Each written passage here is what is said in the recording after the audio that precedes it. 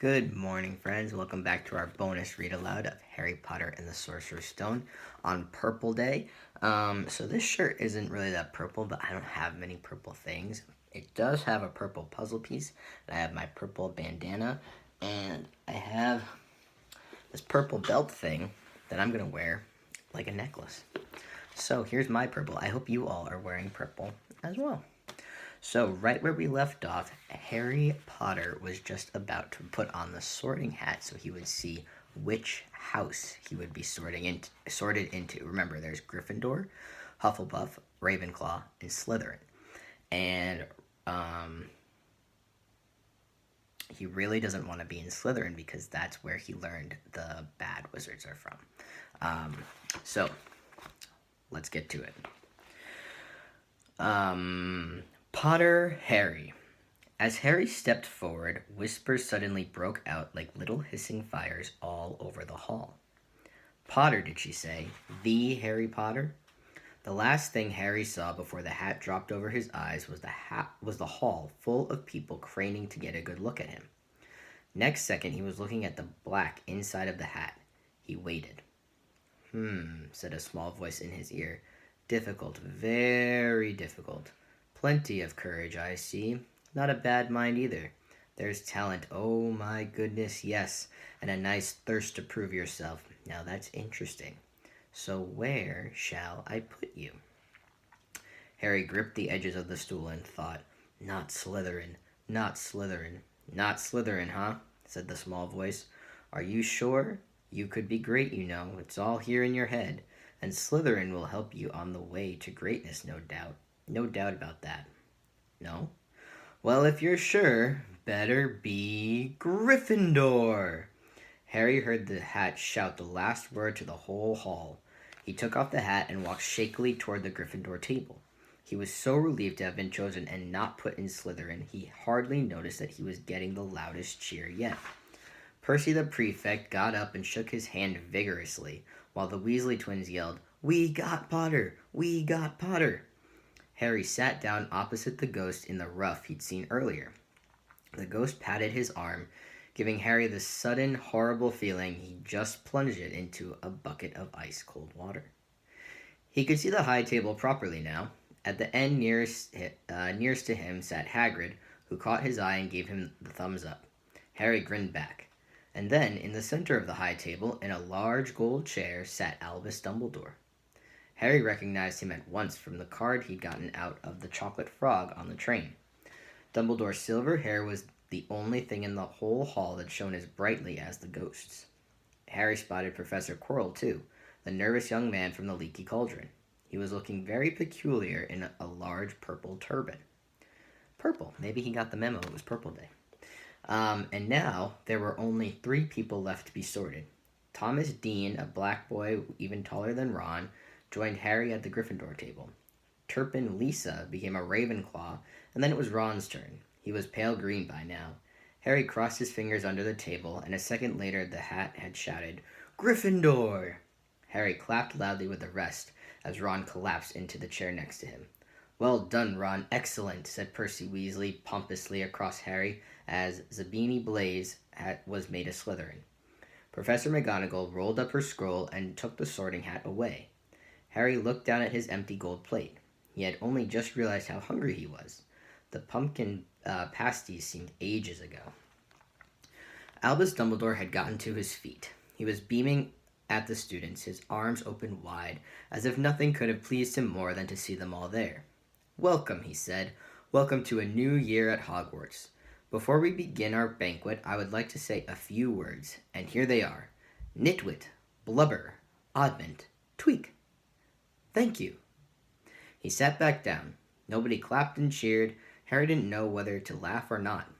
"Is he a bit mad?" he asked Percy uncertainly. "Mad," said Percy airily. "He's a genius, best wizard in the world. But he is a bit mad, yes. Potatoes, Harry?" Harry's mouth fell open. The dishes in front of him were now piled with food. He had never seen so many things he liked to eat on one table. Roast beef, roast chicken, pork chops and lamb chops, sausages, bacon and steak, boiled potatoes, roast potatoes, fries, Yorkshire pudding, peas, carrots, gravy, ketchup, and for some strange reason, peppermint humbugs. The Dursleys had never exactly starved Harry, but he'd never been allowed to eat as much as he liked. Dudley had always taken anything that Harry really wanted, even if it made him sick.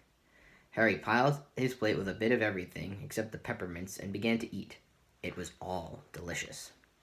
"That does look good," said the ghost in the rough sadly, watching Harry cut up his steak. "Can't you—" "I haven't eaten for nearly 400 years," said the ghost. "I don't need to, of course, but one does miss it. I don't think I've introduced myself. Sir Nicholas de Mimsy Porpington at your service, resident ghost of Gryffindor Tower." "I know who you are," said Ron suddenly. "My brothers told me about you. You're Nearly Headless Nick." "I would prefer you to call me Sir Nicholas de Mimsy," the ghost began stiffly, but sandy-haired Seamus Finnegan interrupted. "Nearly headless? How can you be nearly headless?" Sir Nicholas looked extremely miffed, as if their little chat wasn't going at all the way he wanted.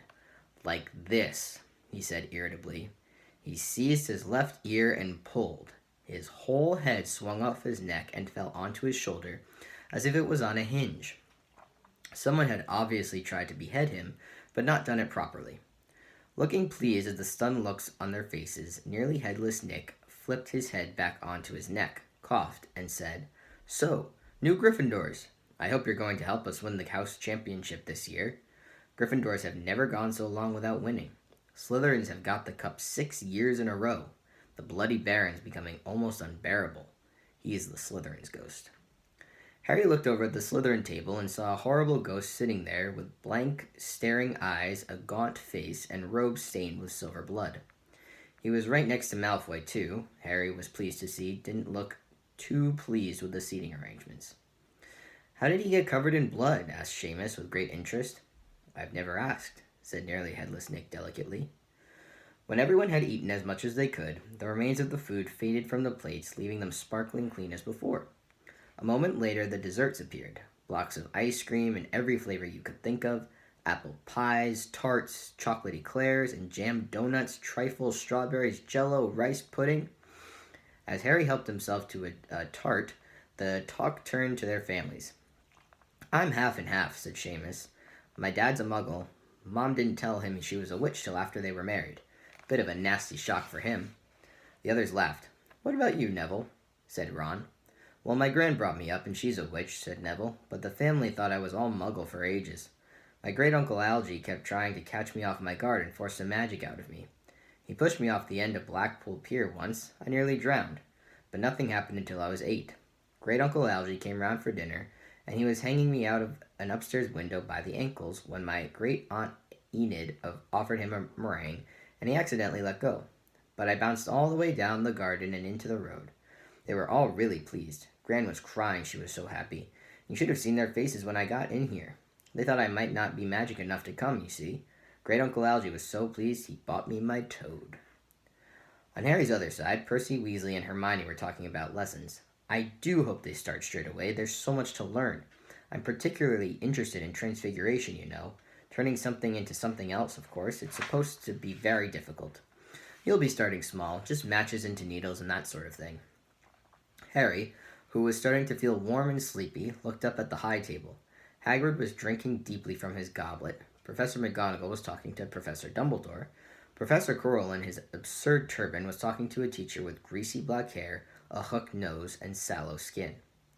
It happened very suddenly. The hook-nosed teacher looked past Quirrell's turban straight into Harry's eyes, and a sharp hot pain shot across the scar on Harry's forehead. "Ouch!" Harry clapped a hand to his head. "What is it?"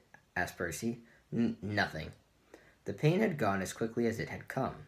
Harder to shake off was the feeling Harry had gotten from the teacher's look, a feeling that he didn't like Harry at all.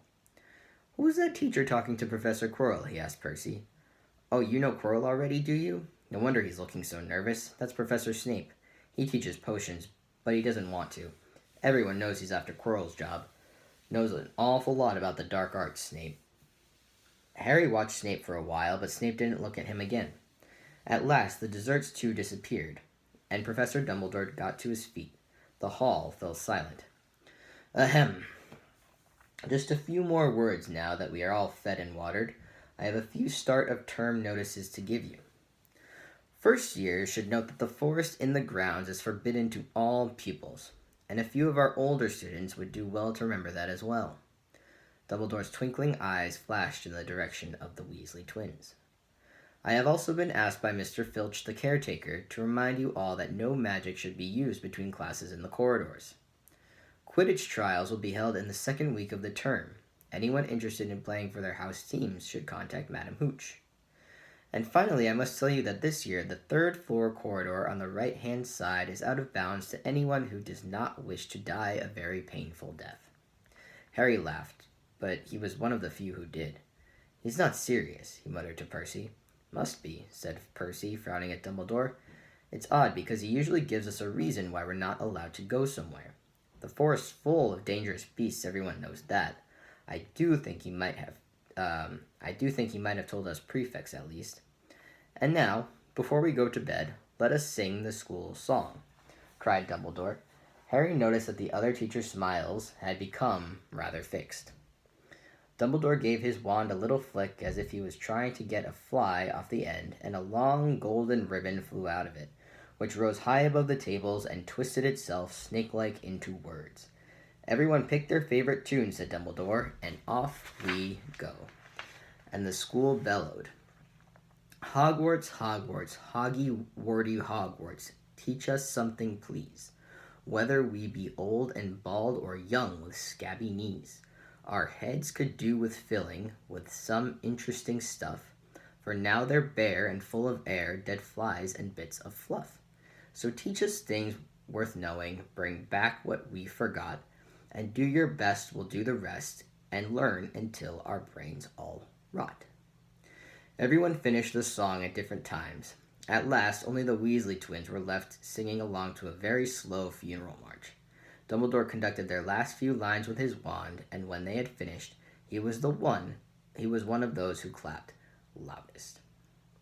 Ah, music, he said, wiping his eyes. A magic beyond all we do here. And now, bedtime. Off you trot.